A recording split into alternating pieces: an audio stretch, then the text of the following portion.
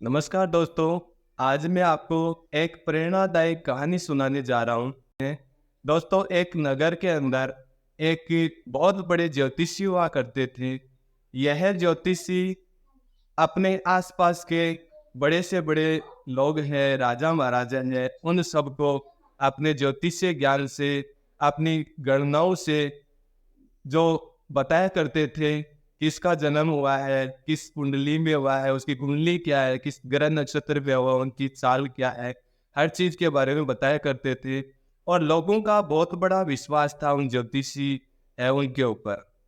एक समय जब ऐसा आया कि उनके खुद के ही परिवार में उनकी संतान होने वाली थी, तो संतान होने वाली थी और उनकी पत्नी है एक झोपड़ी के अंदर थी, दाई भी उस समय आई हुई थी। और जो ज्योतिषी है वो घर के प्रांगण में बैठ गए और वो अपने पुत्र जन्म में के अनुसार उनकी गणना करने के लिए उत्साहित थे कि जैसे ही मेरे पुत्र का जन्म होगा, उस जन्म के समय के अनुसार मैं उनकी गणना करके इनका भविष्य जान लूंगा। तो उनकी जो ये इच्छा थी, इसीलिए उन्होंने दाई थी उसको कहा कि जब मेरे पुत्र का जन्म हो जाए तो उसके बाद आप इस झोंपड़ी के बाहर एक नींबू फेंक देना और मैं समझ जाऊंगा कि पुत्र का जन्म हो गया है। और उसी आधार पे मेरी गणना करके मेरे पुत्र के भविष्य की जानकारी मैं प्राप्त कर लूंगा। तो दोस्तों, हुआ क्या कि जब उस दाई ने झोंपड़ी के बाहर नींबू फेंका, तो उस समय को आधार मानते हुए उस ज्योतिषी ने गणना की।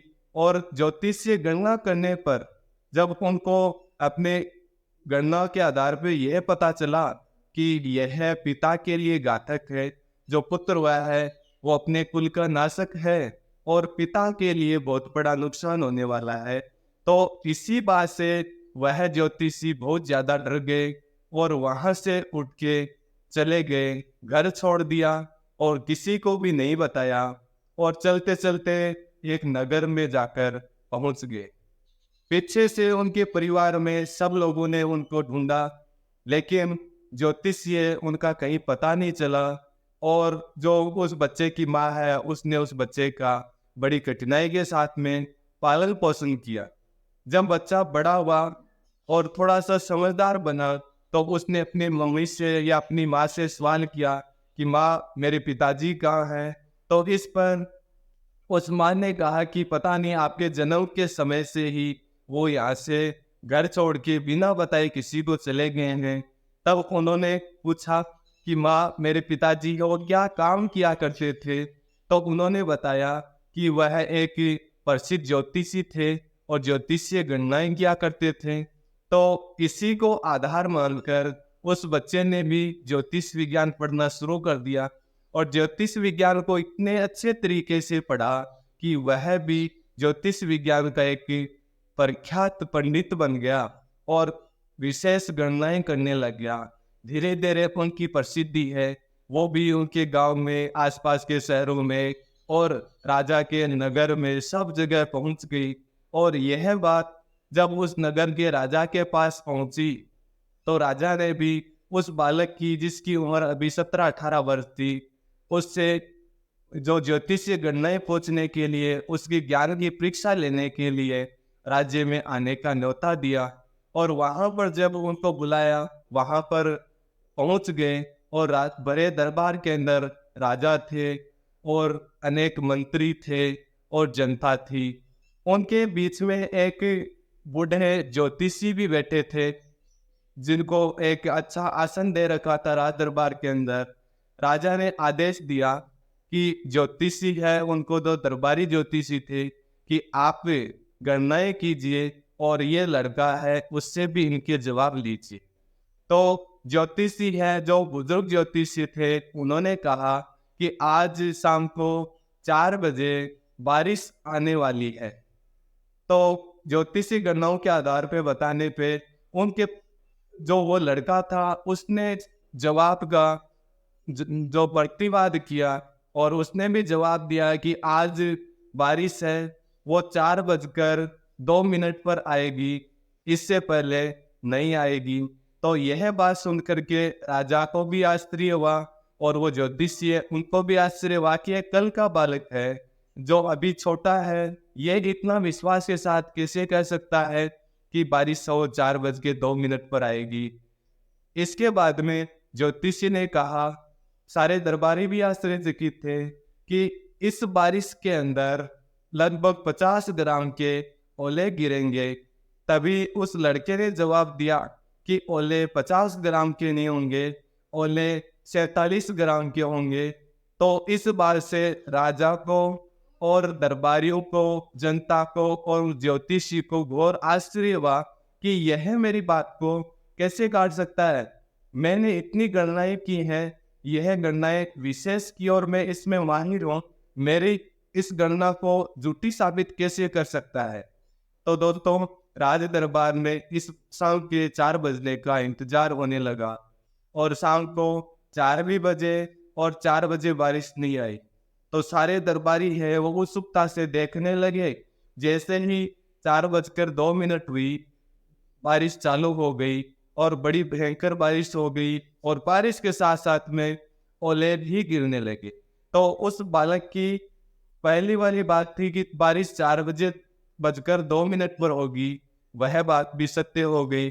और इसके अगली बार जब बारिश के साथ साथ में ओले गिरने शुरू हुए तो जिस राजा ने आदेश दिया कि इन ओलों को लाकर तोला जाए, तो उन ओलों को लाकर तोला गया तो कोई भी ओला 50 ग्राम का नहीं था। सभी ओले हैं लगभग 47-47.5 ग्राम के थे। तो उस ज्योतिषी को भी घोर आश्चर्य हुआ और राजा को उन ज्योतिषी पे, बुजुर्ग ज्योतिषी थे, उन पे क्रोध आया कि आप इतने सालों से यहाँ पर रह रहे हैं लेकिन आपकी गणनाएं एक के बाद एक झूठी साबित हो रही है, आप गलत है, इसीलिए आपको सजा दी जाएगी और वह भी फांसी की सजा दी जाएगी। तो राजा का आदेश हुआ और उस बुजुर्ग को फांसी देने की तैयारियां की जाने लगी। और उस लड़के से खुश होकर के राजा ने उनको वरदान मांगने को कहा कि आपकी जो भी इच्छा है आप उसका वरदान मांग सकते हैं। तो उन्होंने कहा कि राजा साहब मुझे कुछ नहीं चाहिए, आप तो केवल ये जो बुजुर्ग ज्योतिषी है उनको, उनकी जान बचा लीजिए, उनको फांसी मत दीजिए। तो राजा ने आदेश दिया कि इस बुजुर्ग को छोड़ दिया जाए। बुजुर्ग को छोड़ा तो इसके बाद वह अपने दरबार से निकलकर रास्ते जाने लगा।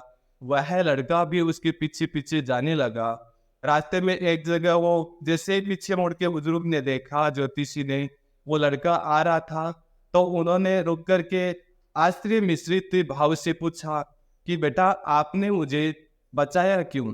तो उन्होंने कहा कि मैंने आपको इसीलिए बचाया क्योंकि आप मेरे पिता हैं। तो उस बुजुर्ग ने कहा कि मैं आपका पिता कैसे हो सकता हूँ, मैं तो कब का ही घर छोड़ चुका हूँ। तो उन्होंने कहा कि आपने जब घर छोड़ा था तो मेरे जन्म, उसी समय मेरा जन्म हुआ था और मेरे जन्म में आपको गणनाओं के अंदर गलतफहमी हो गई थी। जब दासी ने नींबू फेंका था, वह नींबू दो फेंका था तो उसी समय की आपने गणना की थी, लेकिन मेरा जन्म तो उससे कुछ समय पहले हो चुका था। मेरे जन्म के बाद में मुझे ढंग से नहलाया गया भी, पोछा गया भी, फिर लिटाया गया। दासी है उसने फिर नींबू फेंका था तो उस समय के लगभग 5-7 मिनट बीत चुके थे। तो आपकी गणना बिल्कुल सही थी, लेकिन वो 5-7 मिनट बाद की गणना थी, लेकिन मेरा जन्म उससे पहले हो चुका था और उस समय का जो योग था उसके अंदर पुत्र है वो पिता की जान बचाएगा, यह योग था।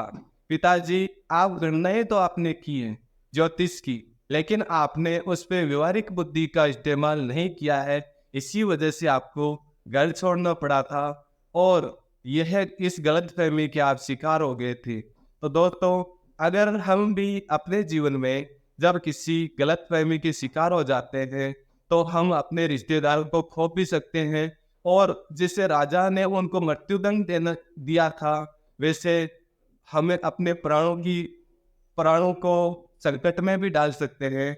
इसीलिए कभी भी गलतफहमी न पाले। कहानी अच्छी लगी हो तो मेरे चैनल को सब्सक्राइब कीजिए और वीडियो को लाइक कीजिए। जय हिंद, जय भारत।